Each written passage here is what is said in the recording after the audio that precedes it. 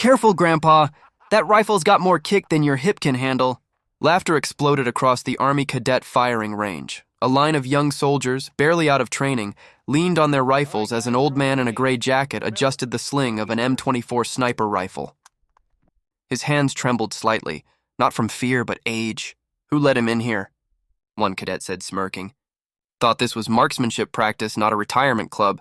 Another one added, "Maybe he's here to sweep the brass after we're done." The laughter grew louder, echoing off the dry hills beyond the firing pits.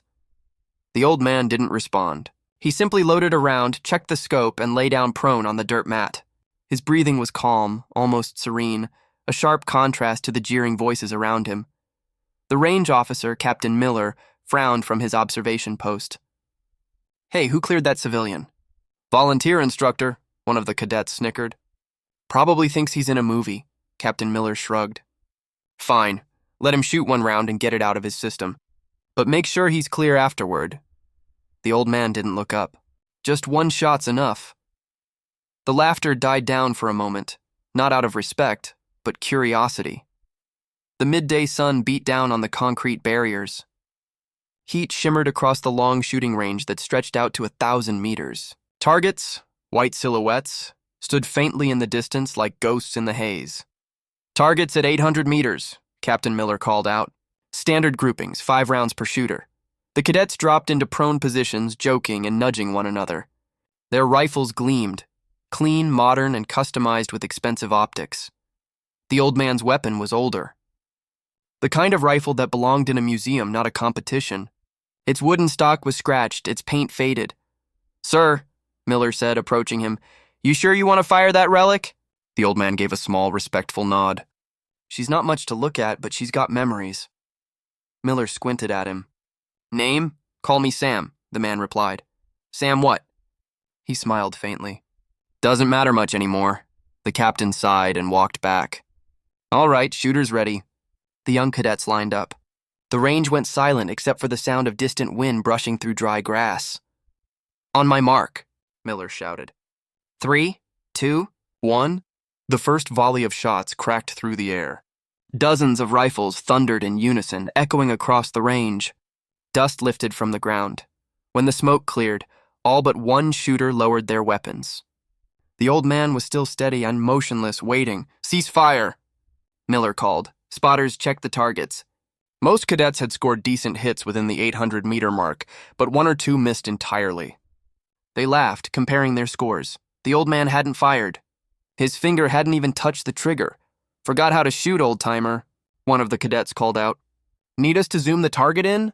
Sam finally looked up, a small twinkle in his eye. "You said 800 meters, right?" "That's right." He adjusted his scope, the sound of old metal clicking softly. "Mind if I pick my own?" "Your own what?" "Target." The cadets exchanged confused looks. Miller frowned. "There are no other targets beyond the 800 line, sir." Sam smiled faintly.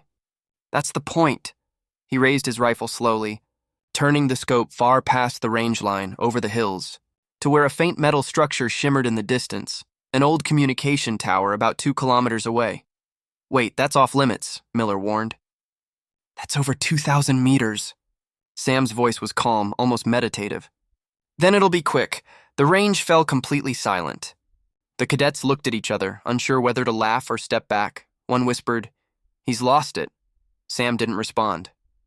He took a deep breath, exhaled slowly, and then adjusted the wind dial with small, sure movements that came from a lifetime of muscle memory. His heartbeat slowed. His finger rested gently on the trigger. The world seemed to narrow into one single breath. Click. The rifle fired, a sharp, clean crack that rolled through the desert air like thunder. Everyone turned to the horizon, eyes straining to see where the round went. For a long moment, there was nothing. Then, a faint metallic ping echoed back from the far hills. The cadets blinked. "What was that?" Captain Miller raised his binoculars. He froze. "You've got to be kidding me." The round had struck a rusted steel plate on the side of the distant communications tower, dead center. Miller slowly lowered the binoculars, his mouth open. "That's 2,012 meters. Perfect hit." The young cadets just stared, their faces drained of color. The old man calmly ejected the casing, set the rifle down, and said, "Guess she still remembers how to breathe." Captain Miller approached slowly, eyes wide. "That shot you couldn't have, that's beyond our max range." The old man wiped the rifle barrel gently with his sleeve. "Used to be farther." "What do you mean, used to be farther?" Miller pressed. Sam looked up, his eyes quiet but deep. 40 years ago, I was part of a recon unit, one they didn't talk about much. We worked where the wind changed faster than the orders did. You were a sniper? Miller asked. Sam nodded once. Just another ghost in the dirt. The captain shook his head in disbelief. That tower was nearly invisible at this distance. You compensated for wind, light, everything, and without instruments. Habit, Sam said simply. Used to do it before coffee.